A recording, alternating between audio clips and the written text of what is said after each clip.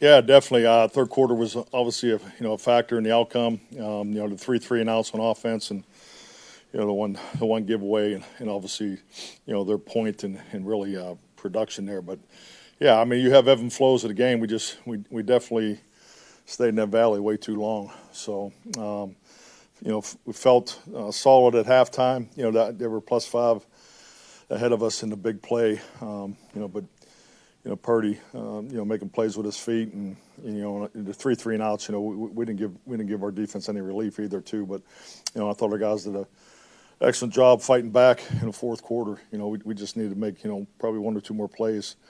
Particularly on it, they still have a chance to go down and win it there in the last series on offense. So we're disappointed. I think our guys, our men really had a good week of preparation. I thought there's definitely areas of improvement, but still we have a ton to work on. I mean, there's some hard matchups throughout the game that we prepared for and we didn't get it done. So we have to go back and continue to work hard, in the planning part of it, because their key players were very productive, tonight. And so when you put together a plan for that, it's you obviously need to execute it, and so coaches and players, we can learn from this. And we're 3-4. That's the facts of this deal. But I felt very confident, based off of the week preparation. We're disappointed. We're disappointed because we obviously felt we were going to come in here and do what we needed to do to get the win. We came up short.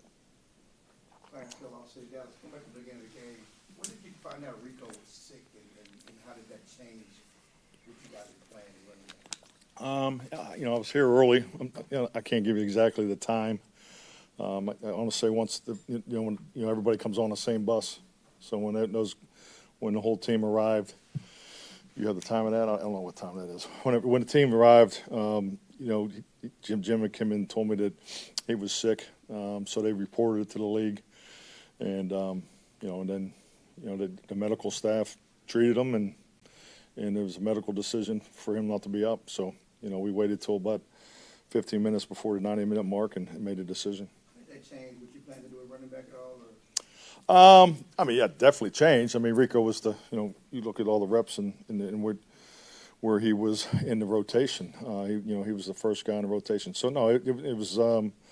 Obviously I'm very familiar with Zeke, and I just wanted to try to get into a rhythm between him and Delvin. I thought we established that in the first half. I thought it was moving along. I would have liked to, kept it going in the third quarter. Then we got into a no huddle 2-minute there in most of the fourth quarter. So, and it's important. The running back position is important because our run game is important. We can't continue to play the way we're playing in the first and second down pass protection, component of it. So we had some tough matchups, but the run the ball and get the action pass game going, we didn't get that done today, and that was definitely a focus coming in here.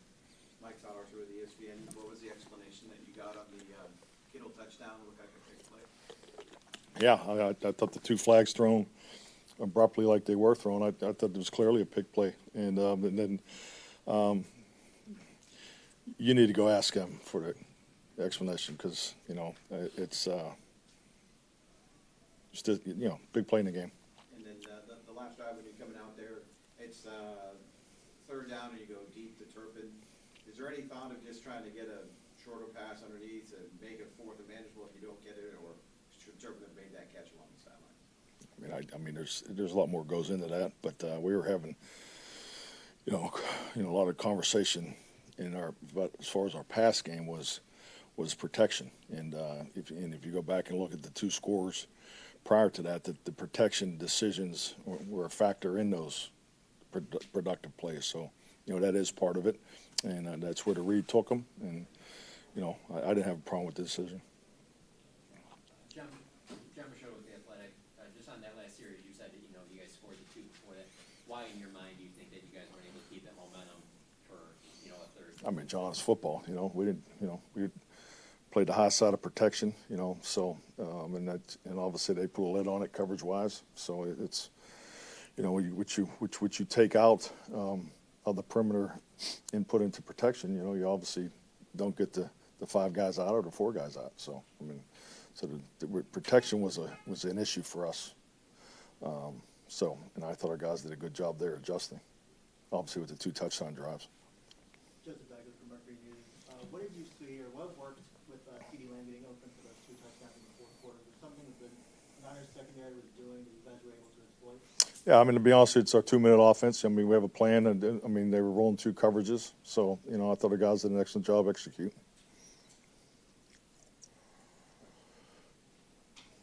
Kittle getting open on ours, you were trying to take away, I'm sure. Was that not getting enough pass rush or just the coverage? Yeah, I mean, to sit here and answer, that specifics, I wouldn't say our pass rush was great today, particularly the 4-man. But yeah, I mean, it's, like I said in the opening statement, their top players were productive today. So, that's something we got to do a better job of. You got to take away their key players, starting with the quarterback.